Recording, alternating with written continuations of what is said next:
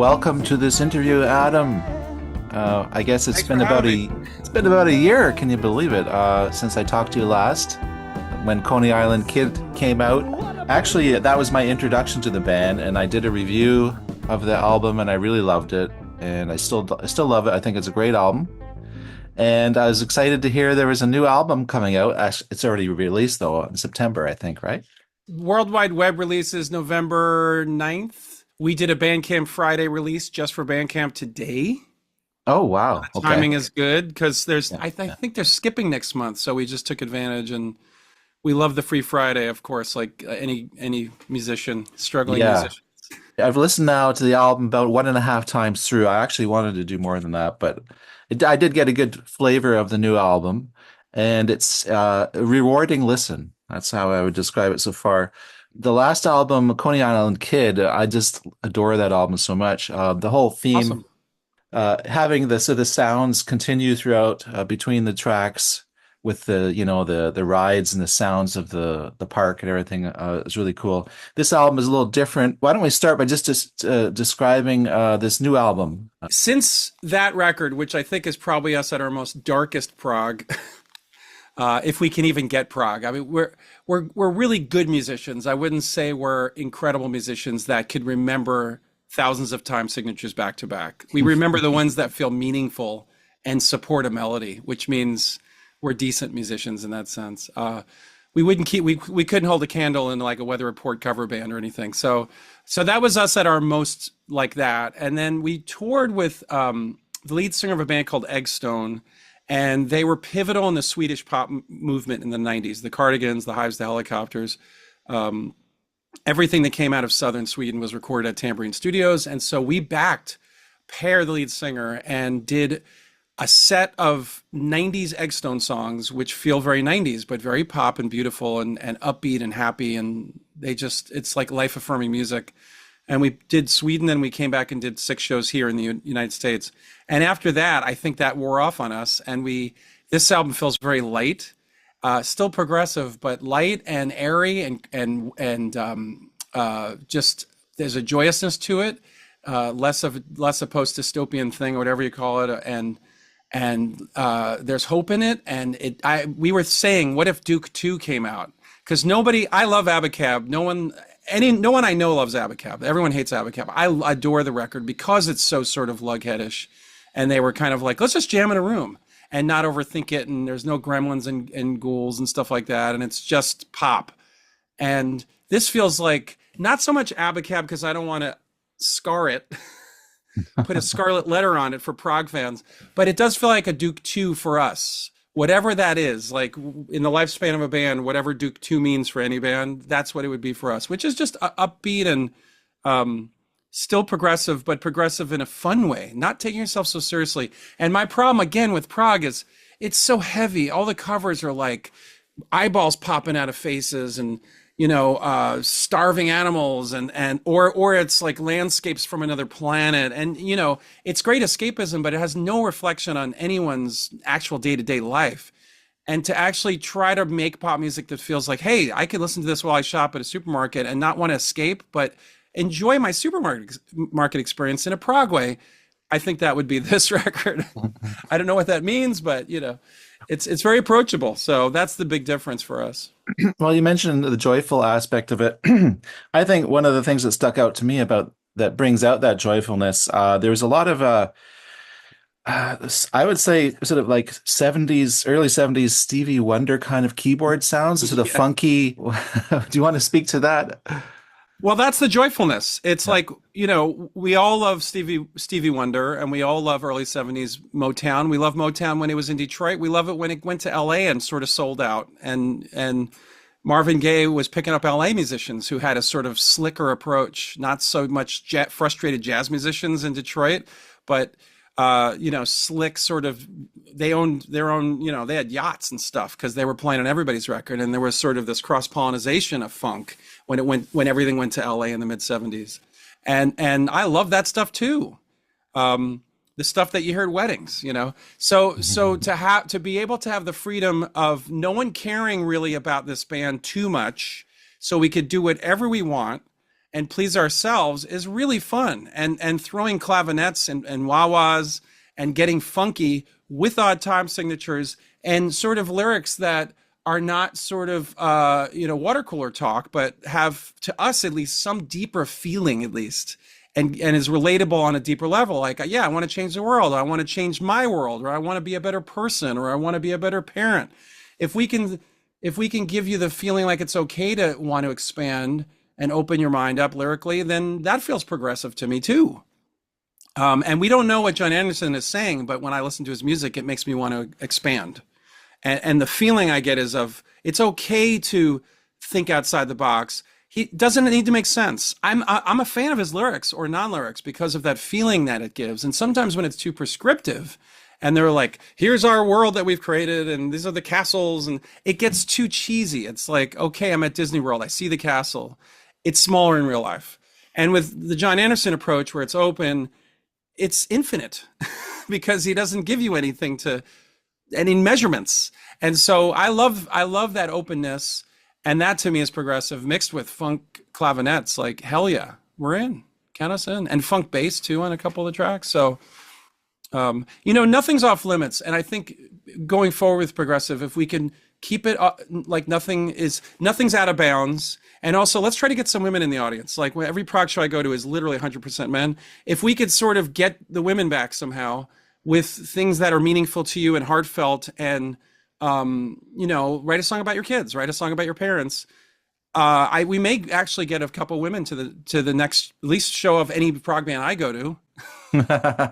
So, yeah, it's a robust answer that might not be totally linear, but I that's where we're at.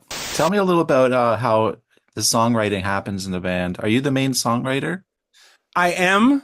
I love foils and I love moments when we have other songwriters. It's been waning over the years.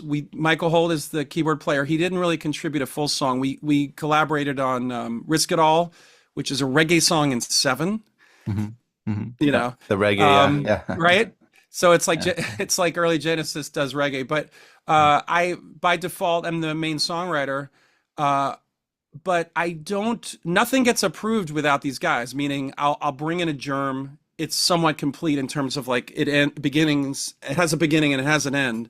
Mm-hmm. But what happens between the two, beginning and end, they'll let me know if it's good or not, and they'll let me know if it's approved.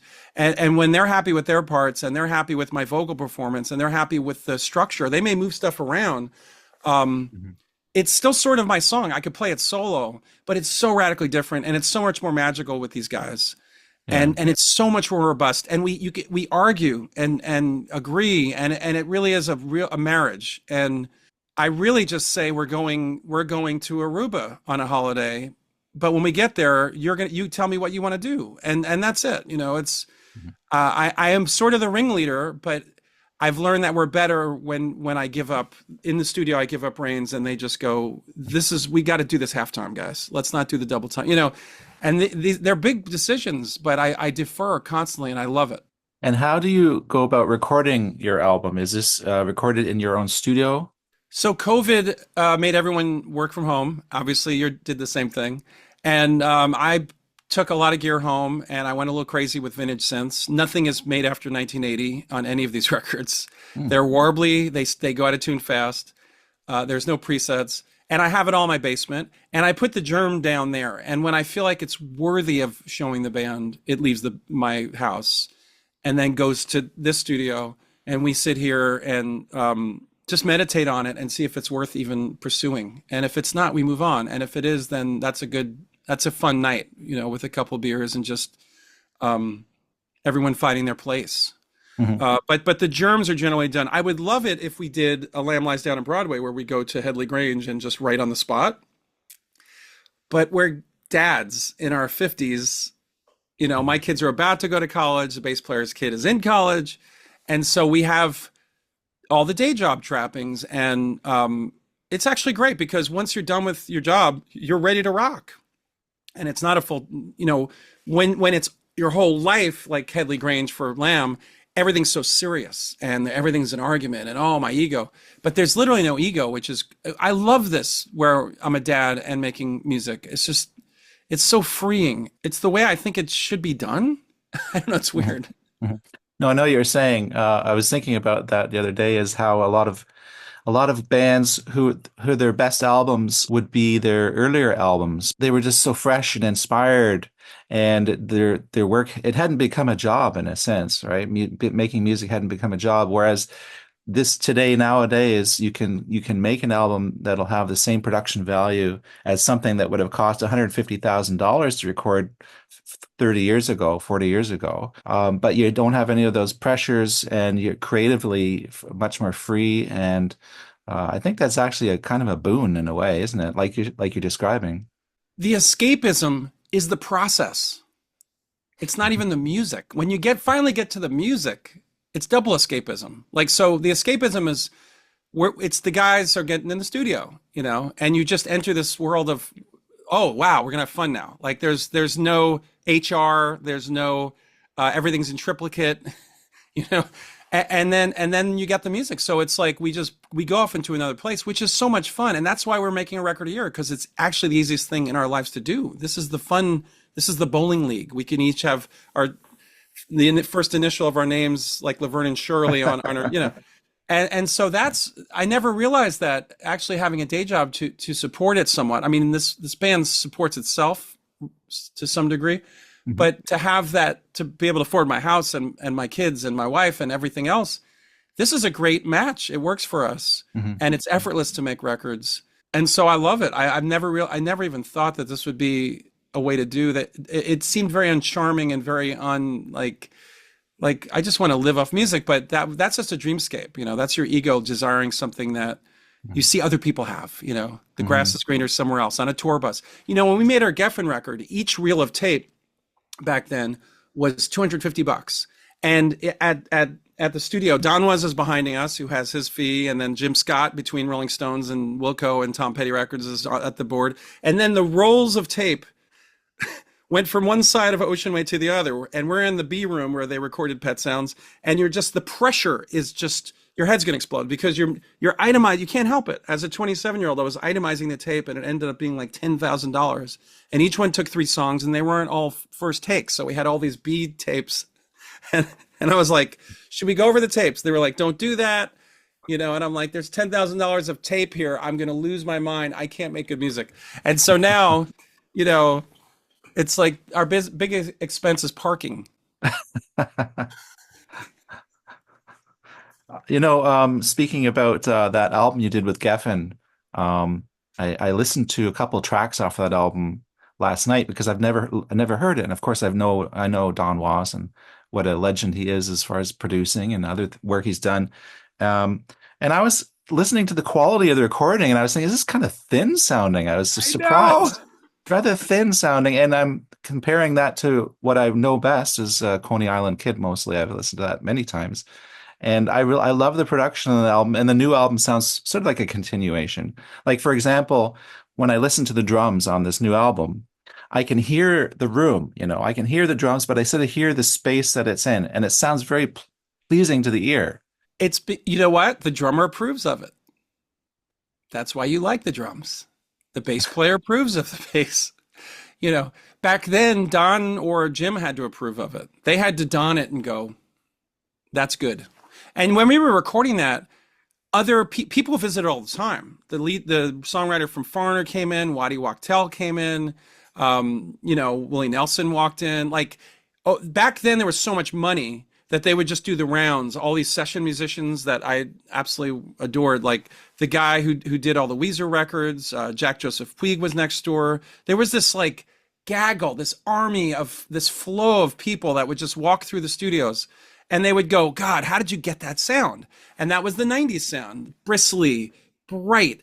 It was a loud war, pump the needle so that, just hit, no headroom anymore, just power. Because they wanted everything to get on K-Rock in LA. If it was getting on K-Rock or whatever that station was, then the rest of the world would just bow down and go, we want to have it too. Can we have some of that, And the difference is now is we're treating these records like we're fans who would want to go into a store and buy something. What's this? Oh, this sounds good. And so if you treat what you make as if you're a fan of this, or just a fan of good sounding music, then you want it to be as good as Intervisions, or as good as Duke, or as good as your favorite records. And that is when it's a self-fulfilling prophecy. Your art becomes your best friend, and not something you're embarrassed by, or you look back and go, that sounds so 97, or sounds so 89. I could hear the stonewashed jeans that you were wearing. I could hear the bell bottoms. You hear the new wave hair. And that's when you're at your best, because you're just being you and a fan of what you want to hear. Just what are you a fan of this music that you make? Because a lot of people just pump stuff out, and they don't care about if they were going to listen and go, do I like this?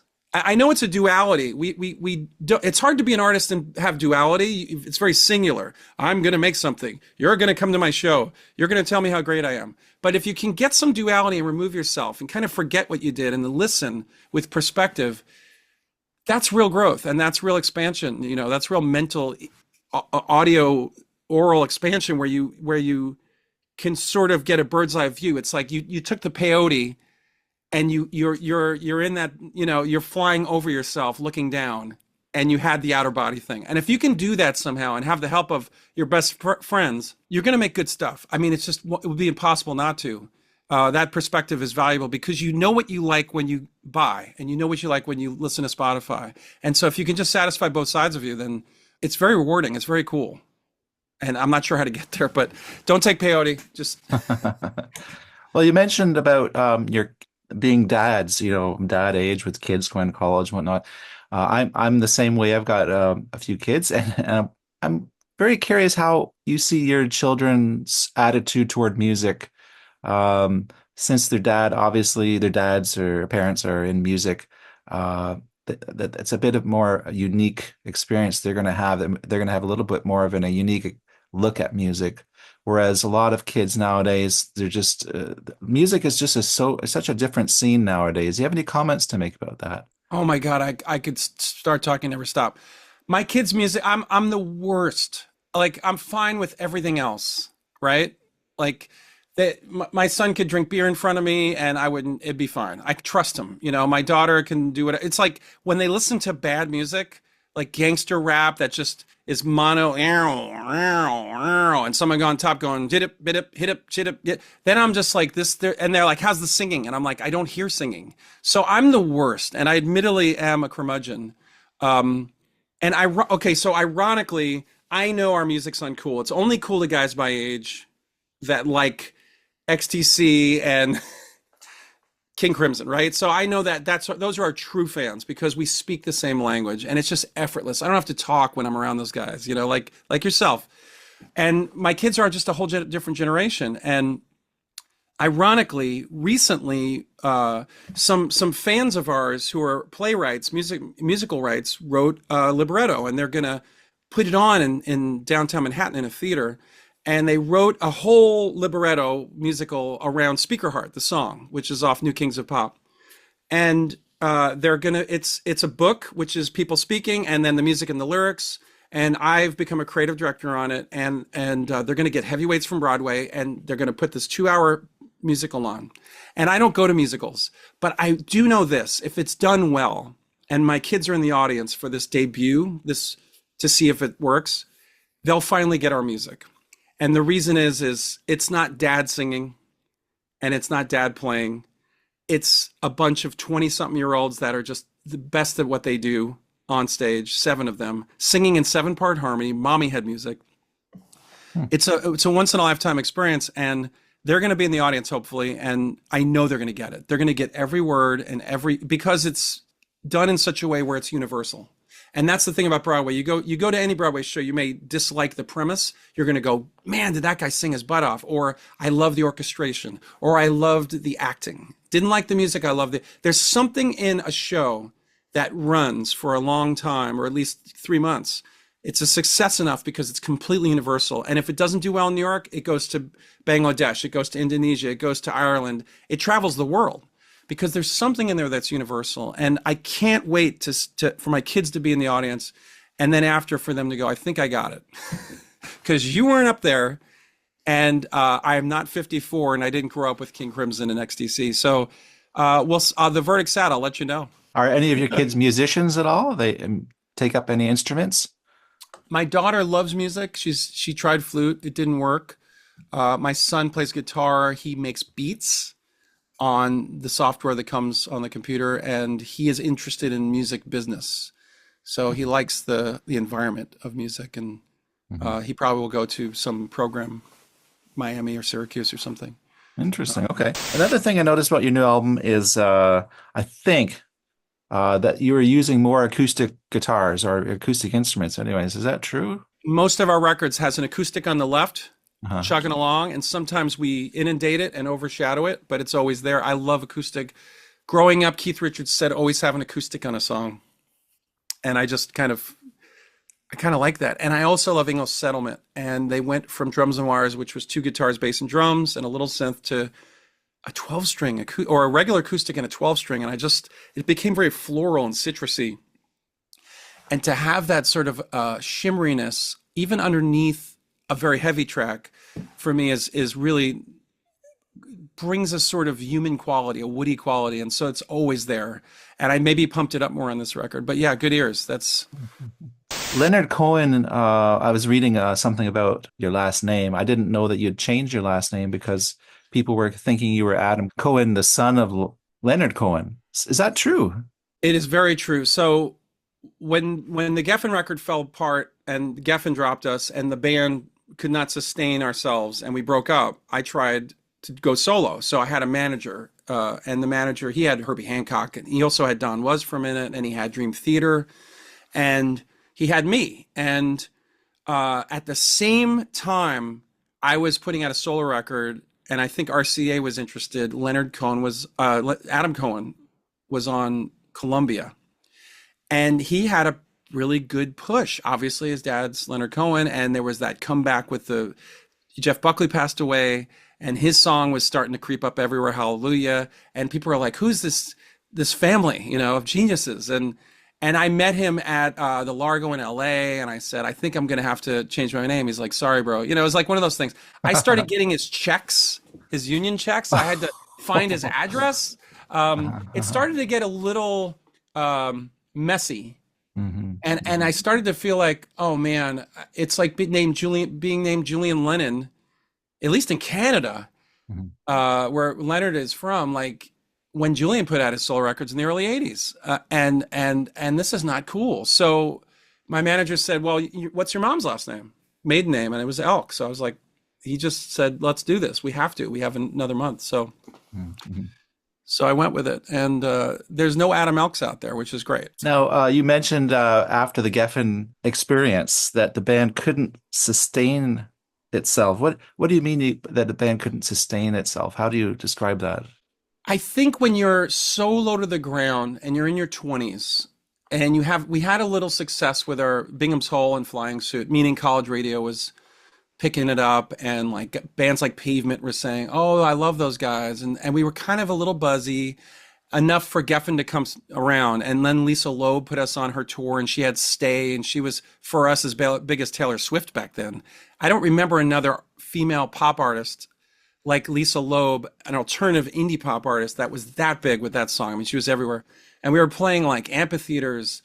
Every place was packed. And to go from like selling records out of the back of your station wagon for years, all grassroots, and then getting a contract that was millions and millions of dollars over 5 records, we negotiated hard, and we were the band that we made them nervous. Like, we negotiated so hard. Like, we just had it put a target on our back, because like the most expensive employee at a place that's downsizing, they go first. And so at that moment, even Weezer wasn't doing that well. Their second record, Pinkerton, didn't hit as big as the first, and they were looking for something. And so for a moment, we were it, and then they dropped us. And to go from like actually having hotel rooms, on a tour, and a real booking agent, and a real manager, and a real accountant, and everything was so expensive, to nothing. And that's what the 90s were for a lot of bands, thousands of them. There was so much money and then so much droppage. And the accountants said, sure, drop them. It's a write-off. We'll just write it all off. To go from that for a time when you're in your mid-20s and you haven't hit your Saturn return yet and your ego is fully bloated, you can't, unless you're really spiritual and you're meditating as a band together, it's really hard to sustain it. And we started to question ourselves and the process, and what do we do now? Do we just go to another label that's going to hurt us? So we broke up, and it was a different time. The weird thing is that I didn't like the 90s, but I loved how many bands there were. And someone did an account of how many bands on the top 100 there were in the mid 90s. Just pick a year. You had with top 100, Oasis and Blur and Nirvana and Pearl Jam. Yeah. There was like 80% bands top 100, and you go now, two acts. One is they won that European award thing that's all over the world. They're one of those acts. They're from Ecuador, and the other one is from Mexico. So if you go to the top 100 now, there's only two bands that are new. We're not talking Coldplay. We're not talking, and it's riveting. I'll send you the link.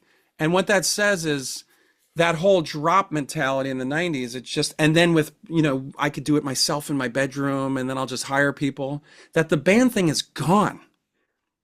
And to actually sustain a band is an amazing thing. It's like a miracle that if you can keep guys together focused. And I feel like it's just eventually going to go away and there'll be zero. And the only bands you're going to see are the revival bands, or members of bands like, oh, it's Steve Howe and a bunch of guys, or it's John Anderson and a bunch of guys, or tribute bands, or revival bands like Beat, which I can't wait, but it's not the original band. But new bands on top 100, zero. So I'm a dinosaur, or we're dinosaurs, but we're happy about it. We're still not in the museum yet, and it is a beautiful thing. It's like, how can we just get along and make good stuff and not hurt anyone? Songwriting, you don't hurt anyone. No one gets bludgeoned. You just say it and you play it, and then they listen. If they like, they like. They don't. But it's one of the few things where you don't need a comment section with disgusting comments or, political ads. Like, they don't even touch us. So I think being in a band is a great thing. And I wish there were more bands, but they're not. So it's a weird orbit that we exist in. Some good thoughts there. Thanks, Adam. I guess the only thing that we didn't touch on was this a re-release that you just did. And I apologize, I haven't researched that yet, but I know that was part of what your publicist was mentioning to me. You'd re-release something or remix it. You want to tell us a little about that? Yeah, so that's Acorn. We were in high school. It was recorded in 1988.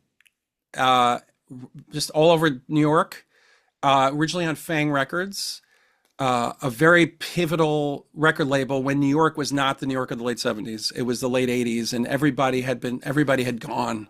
It was just like kind of still burnt out, and we were, just kids, and our home was CB's, and we were a 3-piece, and I love the record. It's very simple. It reminds me of the Meat Puppets meets Frank Zappa meets I'm not sure what else. Like, it's just raw, like Raw Police from like maybe when they had that original punk Italian guitarist.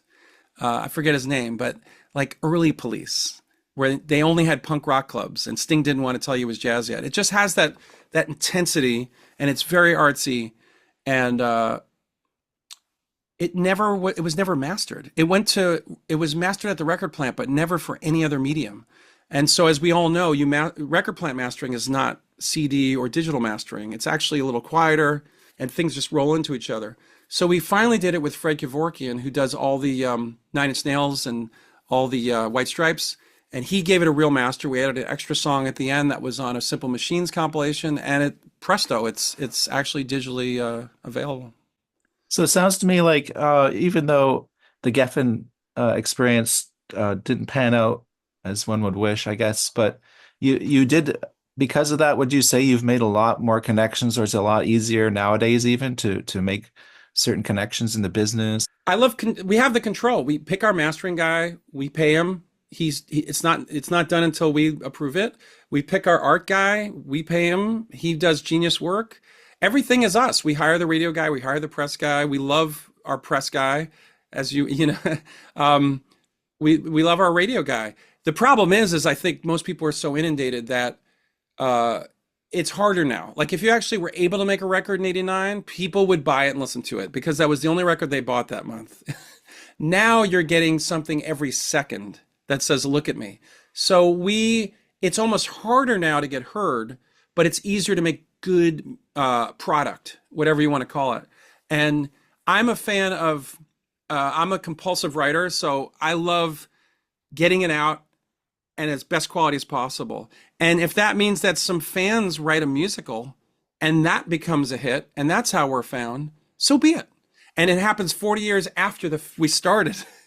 Then the timing is the timing. Like we were just ahead of the curve on some stuff. And maybe this was all just a dress rehearsal for that play because they took it and made it universally acceptable. We're three old guys on stage noodling for a lot of people. So just for me, my advice to people is just do it. Like, don't talk about it. Do it. Book the time, get your guys in, and just do something. Because you might be surprised at what comes out. Might be the best thing you've ever done, and you just don't delay.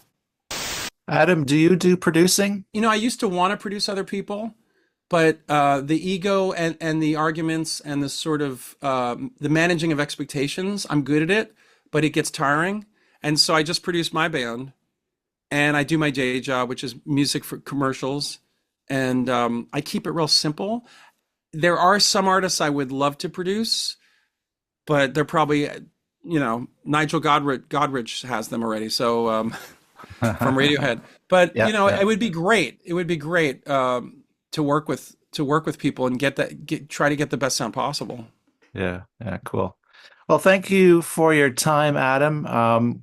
I'm appreciative of that, and I'm sure Same. you probably got other business to get on to. So I really, like I say, I really appreciate your time, and hopefully we'll talk again in the future. And so all the best to you, and have a great day. I would love that. I appreciate your time and keep doing what you're doing. Don't stop. It's an awesome podcast. So Oh, cool. Thanks a lot. yeah. Appreciate that. All right. All right, man. Cheers. Cheers.